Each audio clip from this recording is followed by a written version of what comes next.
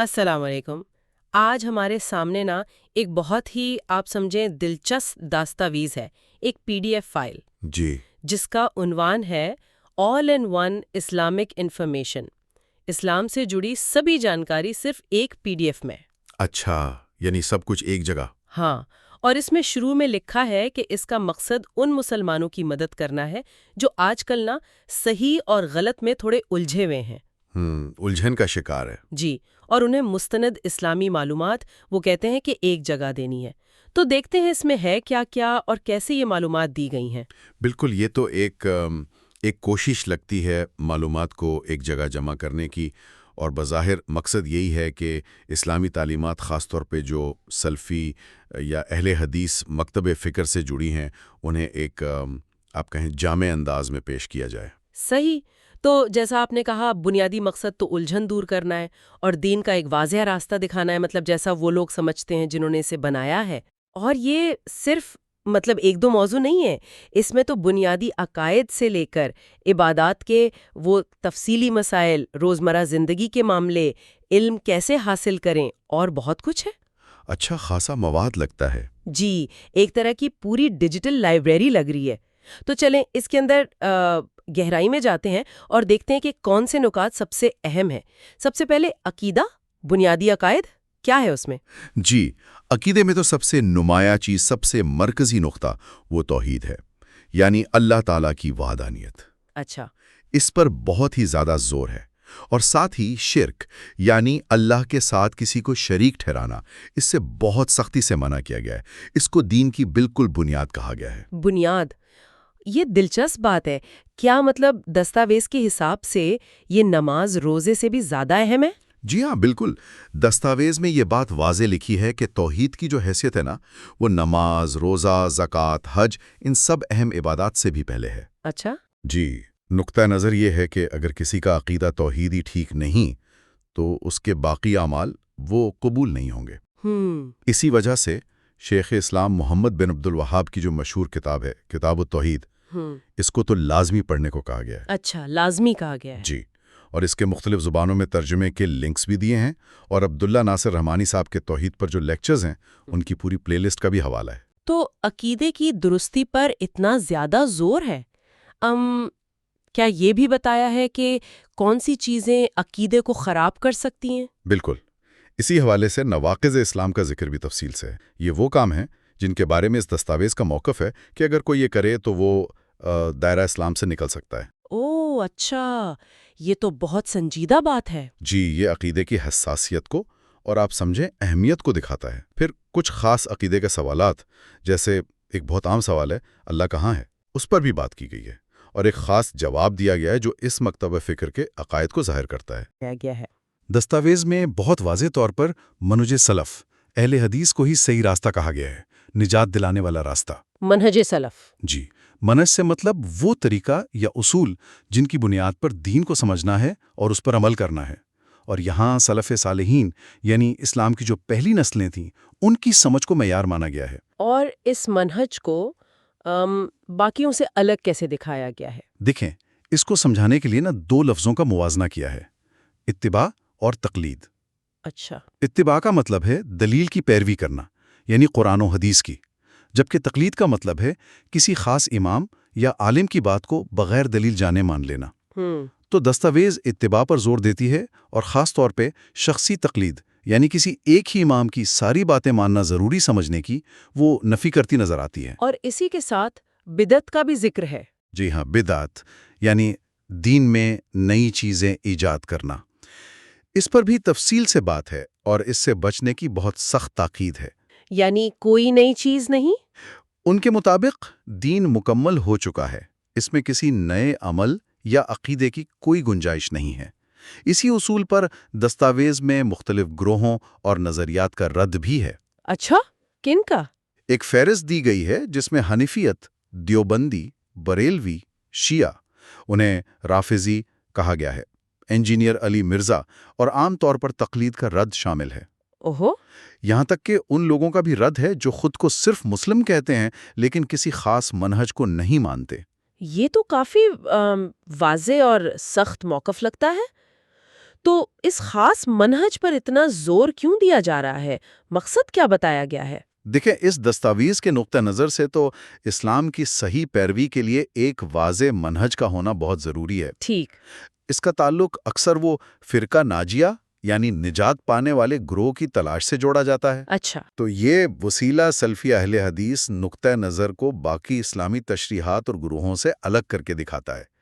اب یہاں ہمارا مقصد یہ نہیں کہ ہم کہیں کہ یہ صحیح ہے یا غلط، صرف یہ بتا رہے ہیں کہ اس مؤخذ میں کیا کہا گیا ہے۔ صحیح، بالکل واضح ہو گیا۔ اب آتے ہیں عملی چیزوں پر، یعنی عبادات۔ اس پی ڈی ایف میں عبادات کے بارے میں کیا خاص باتیں ہیں؟ عبادات کا حصہ بھی بہت تفصیلی ہے، خاص طور پر نماز پہ بہت زور ہے۔ نماز؟ جی، نماز نبوی کی اصطلاح استعمال کی ہے، مطلب نبی کریم صلی اللہ علیہ وسلم کے طریقے کے بالکل مطابق نماز پڑھنا۔ اس کے لیے ڈاکٹر شفیق الرحمان کی کتاب کا حوالہ بھی دیا ہے۔ اچھا، کیا نماز کے ان پہلوؤں پر بھی بات ہوئی ہے جن پر اکثر مسلمانوں میں الگ الگ رائے ہوتی ہے؟ جی بالکل، کئی ایسے مسئلے زیر بحث لائے گئے ہیں، جیسے رفع الیدین۔ ہاں، ہاتھ اٹھانا۔ جی، نماز میں رکوع سے پہلے اور بعد میں ہاتھ اٹھانا۔ اسی طرح امام کے پیچھے سورہ فاتحہ پڑھنا۔ ان مسائل پر دستاویز ایک خاص موقف پیش کرتی ہے جو اہل حدیث مکتبہ فکر کا ہے، اور اس کے لیے دلیلیں بھی دینے کی کوشش کی گئی ہے۔ نماز کے علاوہ اور کون سے مسائل ہیں؟ بہت سے عملی مسئلے ہیں، جیسے نمازیوں کی عام غلطیاں۔ اس پر ایک سیکشن ہے نمازیوں کی 40 خطائیں۔ اچھا، 40 غلطیاں؟ جی، فرض نماز کے بعد جو اذکار پڑھے جاتے ہیں ان کی تفصیل ہے۔ وتر نماز کیسے پڑھنی ہے وہ بتایا ہے۔ یہاں تک کہ ایک متنازع مسئلہ یعنی بدعتی کے پیچھے نماز پڑھنے کا کیا حکم ہے اس پر بھی بات ہے۔ اوہ، ٹھیک ہے۔ نماز کے علاوہ دوسری عبادات؟ جی، دوسری بنیادی عبادات بھی ہیں۔ طہارت یعنی پاکی کے مسائل، جیسے وضو اور غسل کا صحیح طریقہ، زکوٰۃ اور صدقہ کے مسائل، اور زکوٰۃ الفطر کی تفصیلات۔ رمضان، حج وغیرہ؟ جی، رمضان کے روزوں کے مسائل، حج و عمرہ ادا کرنے کا طریقہ اور مسائل، دعا کی اہمیت پر بھی زور ہے، اور اس کے لیے مشہور کتاب حصن المسلم کا حوالہ دیا گیا ہے۔ ہاں، وہ تو بہت مشہور کتاب ہے۔ جی، جس میں قرآن و سنت سے ثابت دعائیں ہیں۔ اور بھی کچھ ہے عبادات سے متعلق؟ ہاں، کچھ اور بھی ہیں، جیسے تراویح کی نماز، قربانی کے مسائل، اور ذوالحجہ کے مہینے کے جو پہلے 10 دن ہیں ان کے فضائل اور اعمال۔ مطلب عبادات کے باب میں کافی کچھ ہے۔ یہاں یہ بات غور کرنے کی ہے کہ عبادات کو خاص طور پہ نبی صلی اللہ علیہ وسلم کے طریقے کے مطابق کرنے پر اتنا زور کیوں دیا جا رہا ہے؟ ہاں، یہ تو ہے۔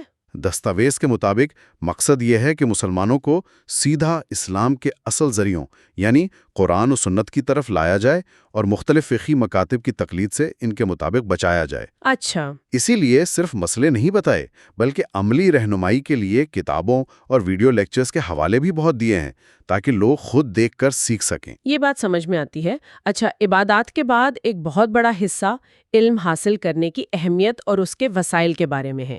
عنوان بھی ایسے ہیں، علم کیوں، کیسے اور کس سے حاصل کریں۔ بالکل، علم حاصل کرنے کو بہت ہی بنیادی حیثیت دی گئی ہے، اور صرف اہمیت نہیں بتائی بلکہ علم حاصل کرنے کے لیے وسائل کی ایک لمبی چوڑی فہرست دی ہے۔ یہ اس دستاویز کا ایک بہت آپ کہیں مضبوط پہلو ہے۔ کس قسم کے وسائل ہیں یہ؟ ہر قسم کے۔ حدیث کے میدان میں دیکھیں تو کتب ستہ یعنی حدیث کی 6 سب سے مشہور کتابیں، ان کے ہندی اور عربی ترجموں کے لنکس ہیں۔ اچھا۔ ساتھ میں اصول حدیث یعنی حدیث کو پرکھنے اور سمجھنے کے جو اصول ہیں اس پر بھی مواد ہے۔ قرآن سمجھنے کے لیے مختلف تفاسیر کے وسائل ہیں، اور قرآن کے تقریباً 600 اہم الفاظ کی فہرست بھی ہے تاکہ سمجھنے میں آسانی ہو۔ کتابوں کے بارے میں کچھ خاص؟ کچھ اہم کتابوں کے نام اور لنکس ہیں، جیسے سیرت النبی صلی اللہ علیہ وسلم پر مشہور کتاب الرحیق المختوم، جی، اخلاقیات اور عبادات وغیرہ پر احادیث کا مجموعہ ریاض الصالحین۔ یہ وہ کتابیں ہیں جو عام طور پر اس مکتبہ فکر میں بہت اہم مانی جاتی ہیں۔ اور کیا علماء یا شخصیات کا بھی ذکر ہے جن سے علم لیا جا سکتا ہے؟ جی ہاں، کئی آج کل کے علماء کے نام اور ان کے کام کے حوالے ہیں۔ ابو زید ضمیر، زید پٹیل، عبداللہ ناصر رحمانی، یہ نام کافی نمایاں ہیں۔ اچھا۔ ان کی لکھی ہوئی PDF کتابیں ہیں، ان کے ویڈیو لیکچرز کی پلے لسٹ کے لنکس ہیں، اور ایک بہت حیران کن چیز یہ ہے کہ 83 سلفی علماء کے موبائل نمبرز کی فہرست بھی دی گئی ہے۔ 83 علماء کے فون نمبرز؟ یہ تو واقعی بہت براہ راست رابطہ ممکن بنانے کی کوشش ہے۔ جی بالکل. ڈیجیٹل وسائل کے بارے میں کیا ہے؟ آج کل تو زیادہ تر لوگ آن لائن ہی معلومات لیتے ہیں نا؟ اس کا تو بہت ہی خیال رکھا گیا ہے. ڈیجیٹل وسائل کی فہرست تو بہت لمبی ہے. کئی اہم ویب سائٹس کے لنکس ہیں، جیسے msj.com، islamhouse.in، darussalam.in، sunna.com، قرآن و حدیث.com وغیرہ. یہ سب ادارے زیادہ تر سلفی نقطہ نظر سے مواد شائع کرتے ہیں. ٹھیک. موبائل ایپس کا بھی ذکر ہے، جیسے i+TV، جو ایک ٹی وی چینل بھی ہے، اور مکتبہ شاملہ اردو، یہ تو ایک بہت بڑی ڈیجیٹل لائبریری ایپ ہے. گویا مواد کی کوئی کمی نہیں چھوڑی گئی. بالکل نہیں. گوگل فوٹوز کے البمز کے لنکس ہیں، واٹس ایپ گروپس جوائن کرنے کے لنکس ہیں، کئی یوٹیوب چینلز کے حوالے ہیں، جیسے i+TV، دا وے آف سلفیہ، سلف اکیڈمی وغیرہ. بہت کچھ ہے.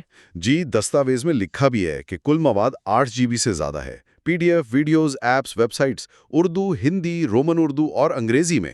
ایک بہت بڑی ڈیجیٹل لائبریری.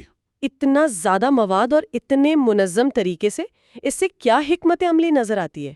دیکھیں، یہ واضح طور پر ڈیجیٹل دور میں اسلام کی ایک خاص تشریح کو زیادہ سے زیادہ لوگوں تک، خاص طور پہ نوجوان نسل تک پہنچانے کی ایک سوچی سمجھی حکمت عملی ہے.